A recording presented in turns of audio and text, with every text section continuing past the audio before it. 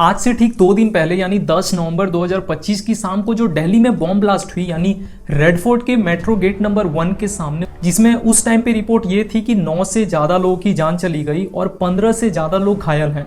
और अभी अगर हम करंट रिपोर्ट की माने तो ये डेथ टोल बढ़कर 13 हो गई है, यानी 13 से ज़्यादा लोगों की जान चली गई है, जहां पे 20 लोगों से भी ज़्यादा लोग इंजर्ड हैं। मतलब आप समझ सकते हो कि ये बॉम्ब ब्लास्ट अपने आप में कितना बड़ा होगा। तो इसके अगर हम कुछ मेजर अपडेट्स की बात करें इस टाइम पे, तो देखिए जो बेसिक इन्फॉर्मेशन है वो तो आई थिंक हम सारे लोगों को अब तक पता चल गया होगा, क्योंकि ये ऑलरेडी 2 दिन से ज़्यादा है। तो आइए हम कुछ अपडेट्स की बात करते हैं। तो सबसे पहला अपडेट ये है कि गवर्नमेंट ने UAPA यानी अनलॉफुल एक्टिविटीज़ प्रिवेंशन एक्ट, इसके अंडर इस इंसिडेंट को एक टेरर अटैक घोषित कर दिया है।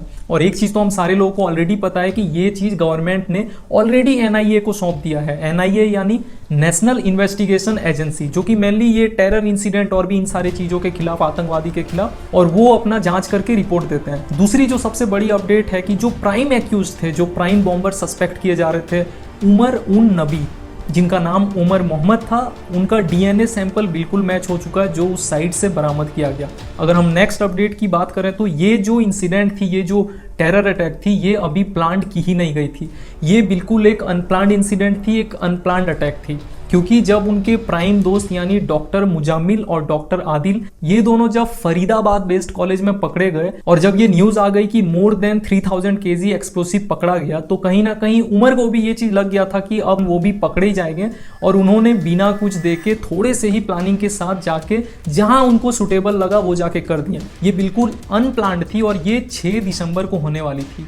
जी हाँ, एग्जैक्ट उसी दिन जो ठीक आज से लगभग 33 साल पहले यानी 1992 में जब बाबरी मस्जिद का डिमोलिशन हुआ था। अगर हम नेक्स्ट अपडेट की बात करें तो ये जो कार है hyundai की वाइट i20 जिसपे ये ब्लास्ट हुई, इसका जो हिस्ट्री है पिछले 11 साल में ये 5 बार से भी ज़्यादा बेचा जा चुका है। मैं स्क्रीन में एक स्क्रीनशॉट लगा देता हूँ, आप पॉज करके पढ़ सकते हो कि इसका क्या हिस्ट्री रहा है, कौन सी ईयर में किसने खरीदा, क्या डॉक्यूमेंटेशन थी, क्या डॉक्यूमेंटेशन नहीं थी, ट्रांसफ़र हुई या नहीं। अगर हम नेक्स्ट अपडेट की बात करें तो जो मैन 2 डॉक्टर्स पकड़े गए हैं जिनका लिंक इस अटैक से बताया जा रहा है, जैसे मोहम्मद, जो कि एक ऑर्गेनाइजेशन है मेनली टेरर ग्रुप का, उनके हैंडलर्स से वो जाके टर्की में मिले थे। मतलब आप सोच सकते हो कि ये अगर सक्सेसफुली हो जाती है अटैक तो अपने आप में ये कितनी बड़ी अटैक होने वाली थी।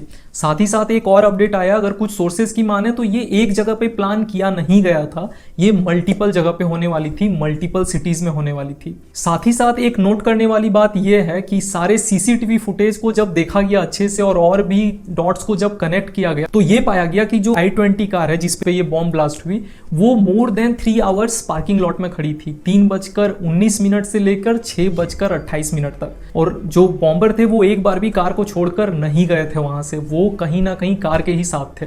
तो ये जो चीज़ें थी, ये जो अपडेट्स थी, वो मेजर अपडेट थी हमारे इस इंसिडेंट पे। अगर अगले अपडेट की ओर हम चलें तो सोर्सेज की माने तो वहाँ से जो बॉम्बिंग साइट से जो बरामद की गई एक्सप्लोसिव हैं, जो उसके सैंपल्स हैं, वो अमोनियम नाइट्रेट से भी ज़्यादा खतरनाक है। अमोनियम नाइट्रेट वही इंग्रेडिएंट होती है जिसको एक्सप्लोसिव बनाने में यूज़ किया जाता है। लेकिन बात यहाँ पे फिर से घूम फिर के हमारे गवर्नमेंट पे आती है, हमारे सिक्योरिटी सिस्टम पे आती है कि आखिर कितनी ज़्यादा जानों की बलिदान हमें देनी पड़ेगी, तब जाके हमारा सिक्योरिटी सिस्टम टाइट होगा और ये जो एक्सप्लोसिव होती है इतना ज़्यादा अमाउंट में वो पकड़ा जाएगा। 1-2 kg मिलना, 5-10 kg मिलना ठीक है भाई, छोटी बात है कि कोई आदमी छोटा छोटा करके जमा कर लिया होगा। लेकिन एक ही साथ 300 kg मिलना, 1000 kg मिलना, 3000 kg मिलना अपने आप में गवर्नमेंट पे बहुत सारी सवाल खड़ी करती है। और इस चीज़ का जवाब गवर्नमेंट दे या ना दे, लेकिन इस चीज़ों के पीछे रेक्टिफिकेशन करने की ज़रूरत बहुत ज़्यादा है। मिलते हैं जल्दी नेक्स्ट वीडियो में। Thanks for watching.